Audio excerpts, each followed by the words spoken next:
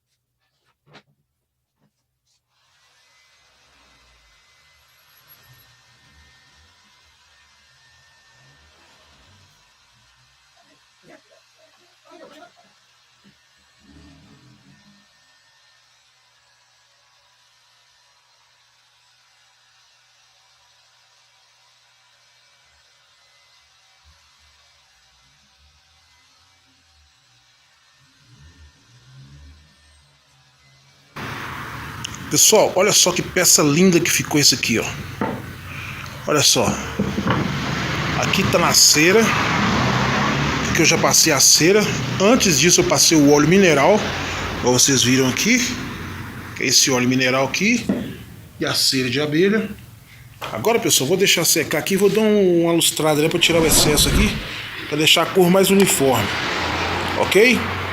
É muito bacana, pessoal. Sem frescura você pode fazer uma tábua de carne aí, sem ficar com muita frescura aí, ok? Então é isso aí, pessoal.